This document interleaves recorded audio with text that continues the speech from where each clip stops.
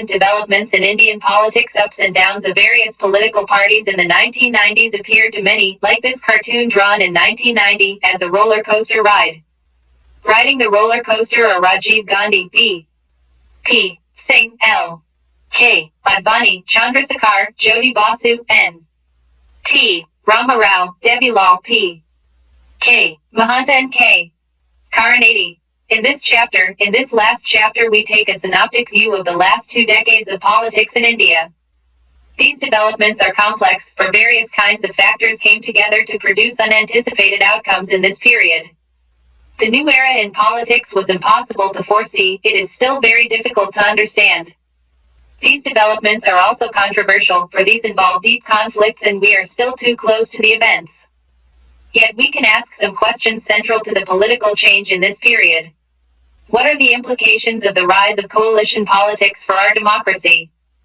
What is Mandelization all about? In which ways will it change the nature of political representation?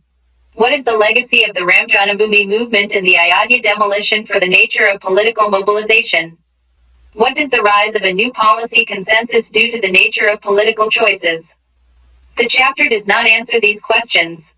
It simply gives you the necessary information and some tools so that you can ask and answer these questions when you are through with this book. We cannot avoid asking these questions just because they are politically sensitive, for the whole point of studying the history of politics in India since independence is to make sense of our present context of the 1990 SYO. You have read in the last chapter that Rajiv Gandhi became the Prime Minister after the assassination of Indira Gandhi. He led the Congress to a massive victory in the Lok Sabha elections held immediately thereafter in 1984. As the decade of the 80s came to a close, the country witnessed 5 developments that were to make a long-lasting impact on our politics. First, the most crucial development of this period was the defeat of the Congress Party in the elections held in 1989. The party that had won as many as 415 seats in the Lok Sabha in 1984 was reduced to only 197 in this election. The Congress improved its performance and came back to power soon after the midterm elections held in 1991.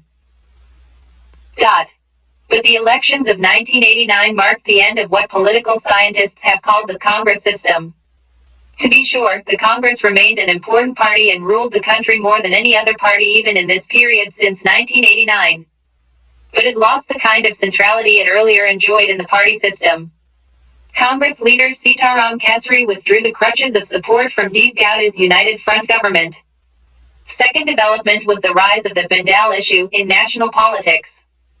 This followed the decision by the new National Front government in 1990 to implement the recommendation of the Mendel Commission that jobs in central government should be reserved for the other backward classes. This led to violent anti-Mendel protests in different parts of the country. This dispute between the supporters and opponents of OBC reservations was known as the Banal Issue and was to play an important role in shaping politics since 1989.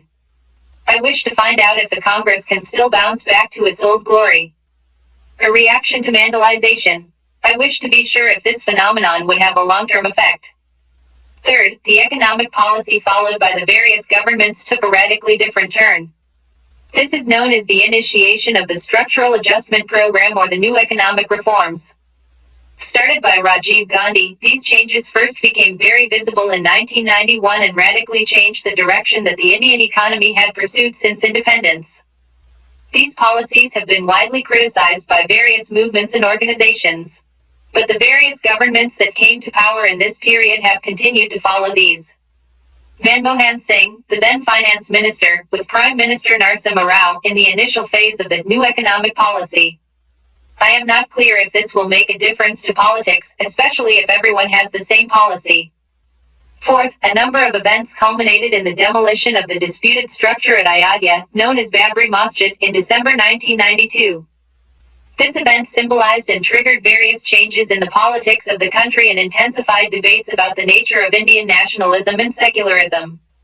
These developments are associated with the rise of the BJP in the politics of Hindutva. I wonder how this will affect political parties. Finally, the assassination of Rajiv Gandhi in May 1991 led to a change in leadership of the Congress Party. He was assassinated by a Sri Lankan Tamil linked to the LTTE when he was on an election campaign tour in Tamil Nadu. In the elections of 1991, Congress emerged as the single largest party. Following Rajiv Gandhi's death, the party chose Narasimha Rao as the prime minister. Era of coalitions elections in 1989 led to the defeat of the Congress party but did not result in a majority for any other party. Though the Congress was the largest party in the Lok Sabha, it did not have a clear majority and therefore, it decided to sit in the opposition. The National Front, which itself was an alliance of Janata Dal and some other regional parties, received support from two diametrically opposite political groups, the BJP and the Left Front. On this basis, the National Front formed a coalition government, but the BJP and the Left Front did not join in this government. Credit, Sudhir Tailing, H.T. Book of Cartoons. National Front government led by B.P. Singh was supported by the left, represented here by Jyoti Basu, as well as the BJP, represented by L.K. Advani. Decline of Congress. Defeat of the Congress party marked the end of Congress dominance over the Indian party system. Do you remember the discussion in Chapter 5 about the restoration of the Congress system? Way back in the late 60s, the dominance of the Congress party was challenged, but the Congress under the leadership of Indira Gandhi managed to re-establish its predominant position in politics. The 90s saw yet another challenge to the predominant position of the Congress. It did not, however, mean the emergence of any other single party to fill in its place, thus began an era of multi-party system. To be sure, a large number of political parties always contested elections in our country. Our parliament always had representatives from several political parties. What happened after 1989 was the emergence of several parties in such a way that one or two parties did not get most of the votes or seats. This also meant that no single party secured a clear majority of seats in any Lok Sabha election held since 1989. This development initiated an era of coalition governments at the center, in which regional parties played a crucial role in forming ruling alliances. Let's talk to your parents about their memories of the 1990s. Ask them what they felt were the most significant events of the period. Sit together in groups and draw a comprehensive list of the events reported by your parents, see which events get cited most, and compare them with what the chapter suggests were the most significant. You can also discuss why some events are more important for some and not for others. Alliance politics. 90s also saw the emergence of powerful parties and movements that represented the Dalit and backward castes, other backward classes or OBC. Many of these parties represented powerful regional assertion as well. These parties played an important role in the United Front government that came to power in 1996. The United Front was similar to the National Front of 1989, for it included Janata Dal and several regional parties. This time the BJP did not support the government. The United Front government was supported by the Congress. This shows how unstable the political equations were. In 1989, both left and BJP supported the National Front government because they wanted to keep the Congress out of power. In 1996, the left continued to support the non-Congress government, but this time the Congress supported it, as both the Congress and the left wanted to keep the BJP out of power. They did not succeed for long, as the BJP continued to consolidate its position in the elections of 1991 and 1996.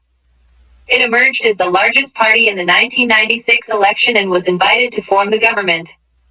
But most other parties were opposed to its policies and therefore, the BJP government could not secure a majority in the Lok Sabha.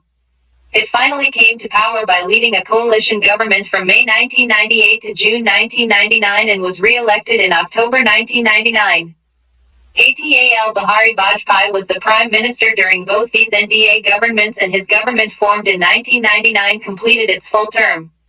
A cartoonist's depiction of the change from one-party dominance to a multi-party alliance system. Thus, with the elections of 1989, a long phase of coalition politics began in India. Since then, there have been 9 governments at the center, all of which have either been coalition governments or minority governments supported by other parties, which did not join the government. In this new phase, any government could be formed only with the participation or support of many regional parties.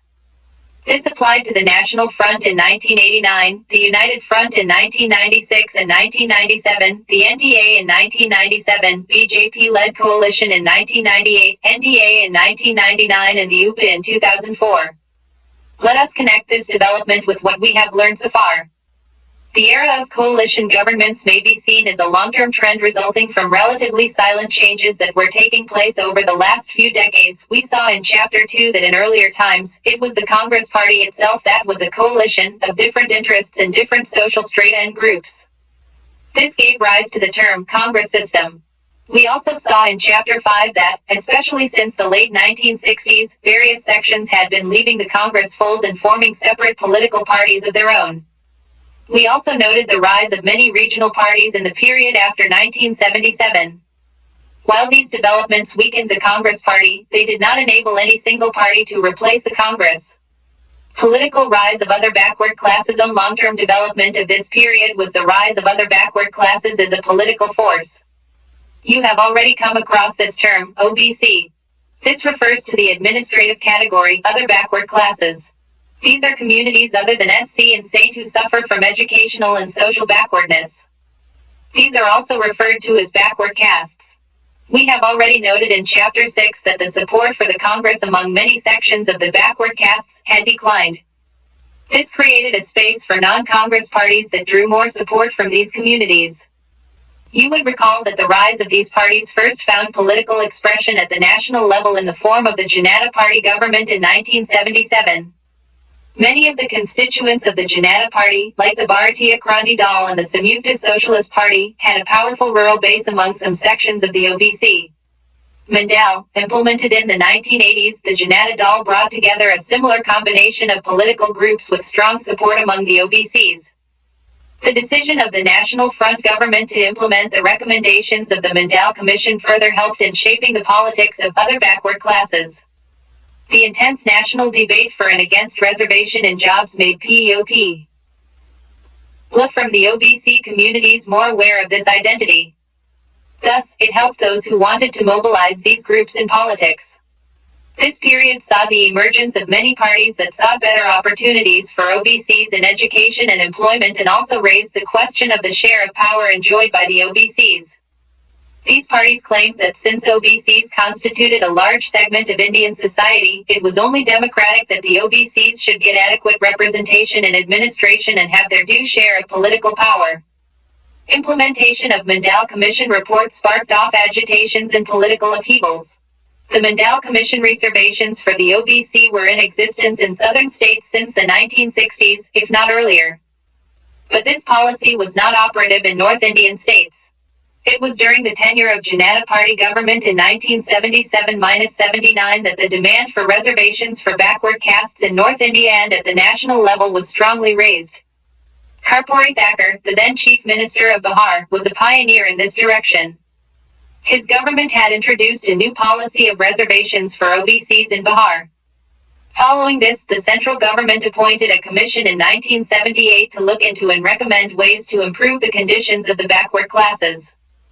This was the second time since independence that the government had appointed such a commission. Therefore, this commission was officially known as the Second Backward Classes Commission.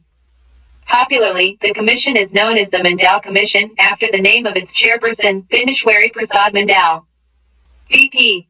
Mendel, 1918-1982, MP from Bihar for 1967-1970 and 1977-1979, chaired the Second Backward Classes Commission that recommended reservations for other backward classes. A socialist leader from Bihar, Chief Minister of Bihar for just a month and a half in 1968, joined the Janata Party in 1977.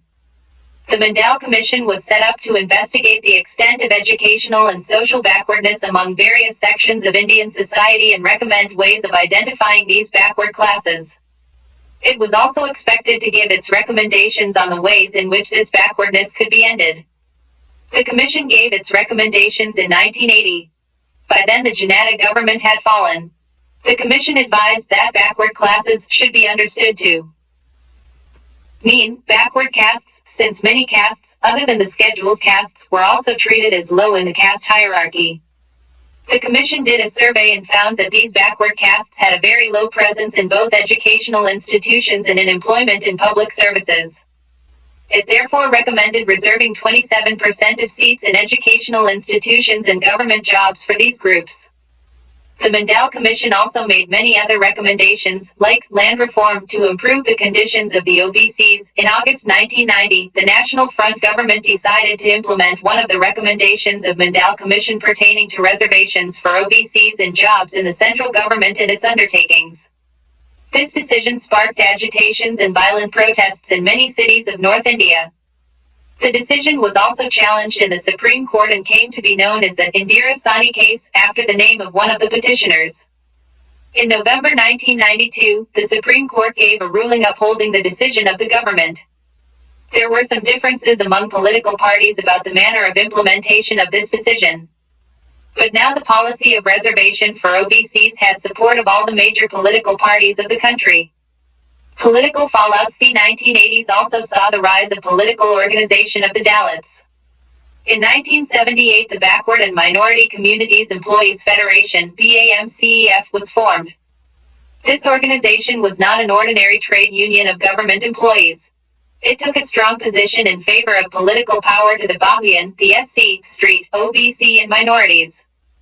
It was out of this that the subsequent Dalit Shoshet Samaj Sangarsh Samiti and later the Bahujan Samaj Party (BSP) emerged under the leadership of Kanchi Ram.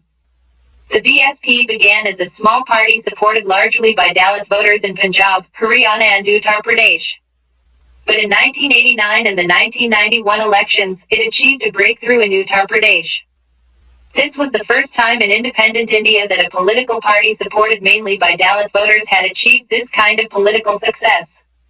Kanchi Ram, 1934-2006, proponent of Bahujan empowerment and founder of Bahujan Samaj Party (BSP), left his central government job for social and political work, founder of BAMCEF DS4 and finally the BSP in 1984, astute political strategist, he regarded deep political power as master key to attaining social equality, credited with Dalit resurgence in North Indian states.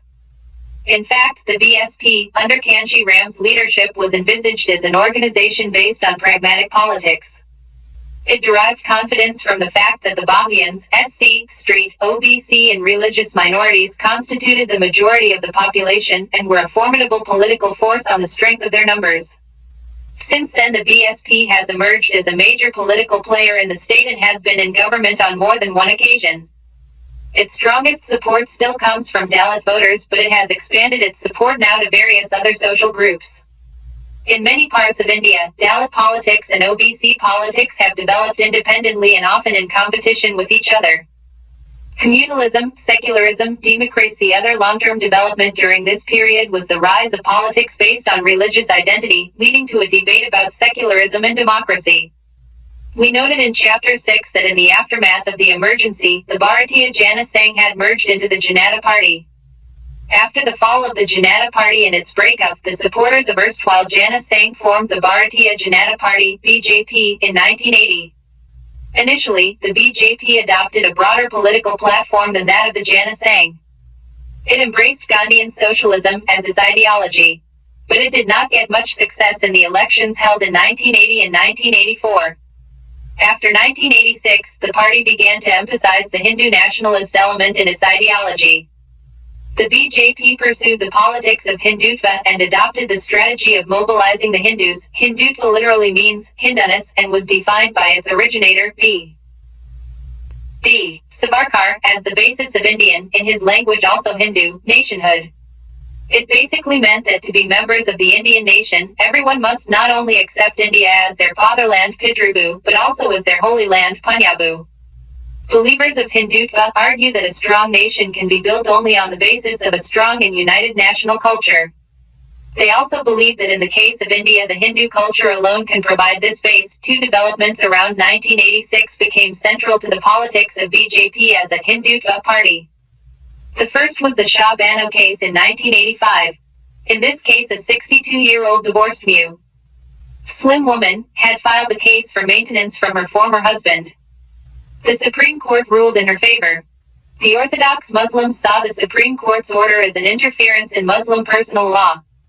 On the demand of some Muslim leaders, the government passed the Muslim Women Protection of Rights on Divorce Act, 1986 that nullified the Supreme Court's judgment.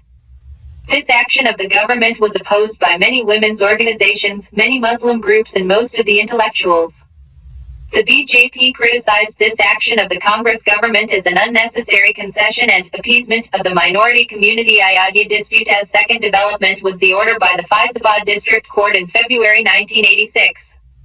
The court ordered that the Babri Masjid premises be unlocked so that Hindus could offer prayers at the site, which they considered as a temple. A dispute had been going on for many decades over the mosque known as Babri Masjid at Ayodhya. The Babri Masjid was a 16th century mosque in Ayodhya and was built by Mir Baqi, Mughal Emperor Babur's general. Some Hindus believe that it was built after demolishing a temple for Lord Rama in what is believed to be his birthplace. The dispute took the form of a court case and has continued for many decades.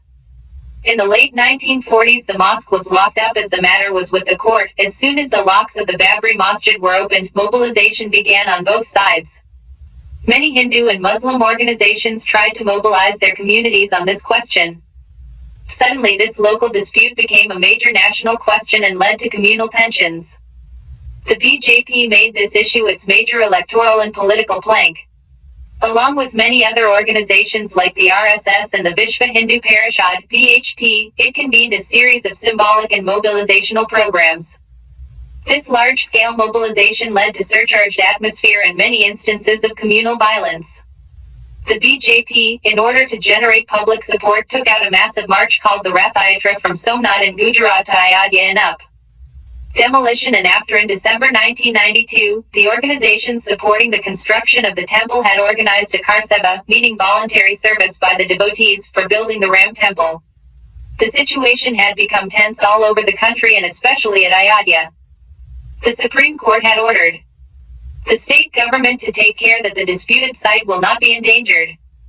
However, thousands of people gathered from all over the country at Ayodhya on the 6th of December 1992 and demolished the mosque. This news led to clashes between the Hindus and Muslims in many parts of the country. The violence in Mumbai erupted again in January 1993 and continued for over 2 weeks. The events at Ayodhya led to a series of other developments. The state government, with the BJP as the ruling party, was dismissed by the center. Along with that, other states where the BJP was in power were also put under president's rule. A case against the Chief Minister of Uttar Pradesh was registered in the Supreme Court for contempt of court since he had given an undertaking that the disputed structure will be protected. The BJP officially expressed regret over the happenings at Ayodhya. The central government appointed a commission to investigate into the circumstances leading to the demolition of the mosque. Most political parties condemned the demolition and declared that this was against the principles of secularism.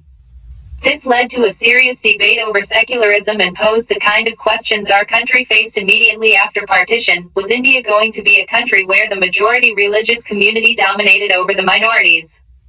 Or would India continue to offer equal protection of law and equal citizenship rights to all Indians irrespective of their religion? During this time, there has also been a debate about using religious sentiments for electoral purposes. India's democratic politics is based on the premise that all religious communities enjoy the freedom that they may join any party and that there will not be community-based political parties. This democratic atmosphere of communal amity has faced many challenges since 1984. As we have read in Chapter 8, this happened in 1984 in the form of anti-Sikh riots. In February-March 2002, similar violence broke out against the Muslims in Gujarat. Such violence against the minority community and violence between two communities is a threat to democracy. These proceedings have the echo of the disastrous event that ended in the demolition on the 6th of December 1992 of the disputed structure of Ram Janam Bhoomi Babri Masjid in Ayodhya. Thousands of innocent lives of citizens were lost. Extensive damage to property caused, and more than all a damage to the image of this great land as one fostering great traditions of tolerance, faith, brotherhood amongst the various communities inhabiting the land was impaired in the international scene. It is unhappy that a leader of a political party and the chief minister has to be convicted of an offense of contempt of court. But it has to be done to uphold the majesty of law. We convict him of the offense of contempt of court. Since the contempt raises larger issues which affect the very foundation of the secular fabric of our nation, we also sentence him to a token imprisonment of 1 day. Chief Justice Venkatachalaya and Justice G.N. Ray of Supreme Court observations in a judgment on the failure of the Chief Minister of Uttar Pradesh to keep the promise that he had made before the National Integration Council to protect the Ram Janam Bhoomi Babri Masjid structure, mode. Aslam B. Union of India, the 24th of October 1994, anti-Muslim riots in Gujarat. In February-March 2002, large-scale violence against Muslims took place in Gujarat. The immediate provocation for this violence was an incident that took place at a station called Godhra. A bogie of a train that was returning from Ayodhya and was full of Karsavaks was set on fire. 57 people died in that fire. Suspecting the hand of the Muslims in setting fire to the bogie, large-scale violence against Muslims began in many parts of Gujarat from the next day. This violence continued for almost a whole month. Nearly 1,100 persons, mostly Muslims, were killed in this violence. The National Human Rights Commission criticized the Gujarat government's role in failing to control violence, provide relief to the victims, and prosecute the perpetrators of this violence. The Election Commission of India ordered the assembly elections to be postponed. As in the case of anti-Sikh riots of 1984, on the 27th of February 1947, at the very first meeting of the Advisory Committee of the Constituent Assembly on Fundamental Rights, Minorities and Tribals and Excluded Areas, Sardar Patel asserted, "It is for us to prove that it is a bogus claim, a false claim, and that nobody can be more interested than us, in India, in the protection of our minorities. Our mission is to satisfy every one of them. Let us prove we can rule ourselves, and we have no ambition to rule." Others. The tragic events in Gujarat, starting with the Godhra incident and continuing with the violence that rocked the state for over 2 months, have greatly saddened the nation. There is no doubt, in the opinion of the Commission, that there was a comprehensive failure on the part of the state government to control the persistent violation of the rights to life, liberty, equality and dignity of the people of the state. It is, of course, essential to heal the wounds and to look to a future of peace and harmony. But the pursuit of these high objectives must be based on justice and upholding of the values of the Constitution of the Republic and the laws of the land. National Human Rights Commission, Annual Report 2001-2002. Is this going to continue to be our future? Is there no way we can make all this a matter of past? Can we ensure that those who plan, execute and support such massacres are brought to the book? Or at least punished politically? Gujarat riots show that the governmental machinery also becomes susceptible to sectarian passions. Instances, like in Gujarat, alert us to the dangers involved in using religious sentiments for political purposes. This poses a threat to democratic politics. My one message to the Chief Minister of Gujarat is that he should follow Raj Dharma. A ruler should not make any discrimination between his subjects on the basis of caste, creed and religion. Prime Minister Atal Bihari Vajpayee, Ahmedabad. The 4th of April 2002. Emergence of a new consensus period after 1989 is seen sometimes as the period of decline of Congress and rise of BJP. If you want to understand the complex nature of political competition in this period, you have to compare the electoral performances of the Congress and the BJP.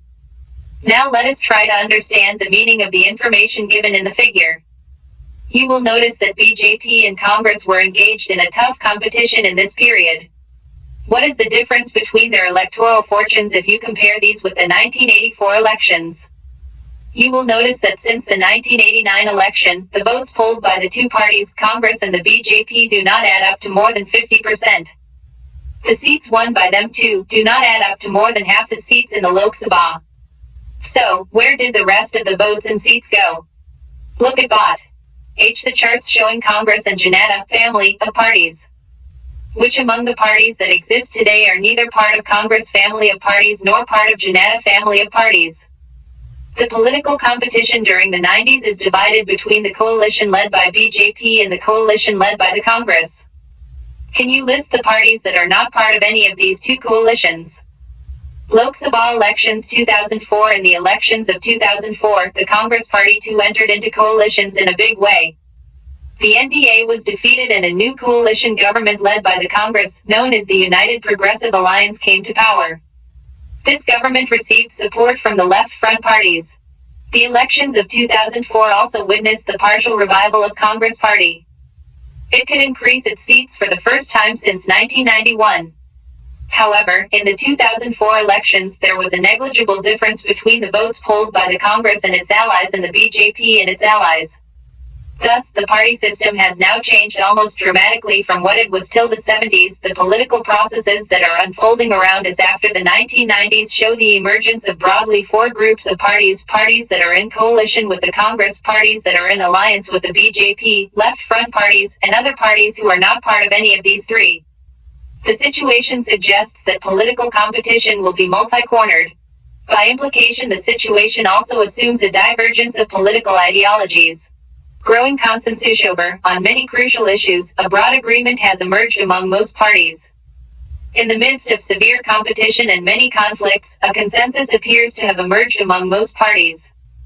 This consensus consists of four elements. First, agreement on new economic policies. While many groups are opposed to the new economic policies, most political parties are in support of the new economic policies. Most parties believe that these policies would lead the country to prosperity and a status of economic power in the world. Note, this illustration is not a map drawn to scale and should not be taken to be an authentic depiction of India's external boundaries. Second, acceptance of the political and social claims of the backward castes. Political parties have recognized that the social and political claims of the BACKW castes need to be accepted. As a result, all political parties now support reservation of seats for the backward classes in education and employment. Political parties are also willing to ensure that the OBCs get adequate share of power. Third, acceptance of the role of state-level parties in governance of the country. The distinction between state-level and national-level parties is fast becoming less important. As we saw in this chapter, state-level parties are sharing power at the national level and have played a central role in the country's politics of last 20 years or so. Fourth, emphasis on pragmatic considerations rather than ideological positions and political alliances without ideological agreement. Coalition politics has shifted the focus of political parties from ideological differences to power-sharing arrangements. Thus, most parties of the NDA did not agree with the Hindutva ideology of the BJP. Yet they came together to form a government and remained in power for a full term. All these are momentous changes and are going to shape politics in the near future. We started this study of politics in India with the discussion of how the Congress emerged as a dominant party. From that situation, we have now arrived at a more competitive politics, but politics that is based on a certain implicit agreement among the main political actors. Thus, even as political parties act within the sphere of this consonance, popular movements and organizations are simultaneously identifying new forms, visions, and pathways of development. Issues like poverty, displacement, minimum wages, livelihood, and social security are being put on the political agenda by people's movements, reminding the state of its responsibility. Similarly, issues of justice and democracy are being voiced by the people in terms of class, caste, gender, and regions. We cannot predict the future of democracy. All we know is that democratic politics is here to stay in India and that it will unfold through a continuous churning of some of the factors mentioned in this chapter. That is my question: will democracy survive? 2000, will India survive? Credit, Ravi Shankar, India Today, April 1997, will Gujarat survive? March 1998, will Vajpayee survive? 1990, will V.P. Singh survive? November 1990, will Shekhar survive? June 1991, will Rao survive?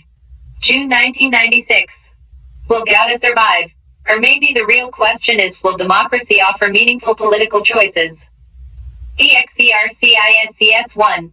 Unscramble a bunch of disarranged press clipping file of uni money and arrange the file chronologically of Mendel recommendations and anti-reservation stir. B. Formation of the Janata Dal. C. The demolition of Babri Masjid. D. Assassination of Indira Gandhi. E. The formation of NDA government. F. Godra incident and its fallout. G. Formation of the UPA government. 2. Match the following. A politics of consensus. I. Shah Bano case. B. Caste-based parties. E. Rise of OBCs. C. Personal law. And E. Coalition government. Gender justice. D. Growing strength of IV. Agreement on economic regional parties policies. 3.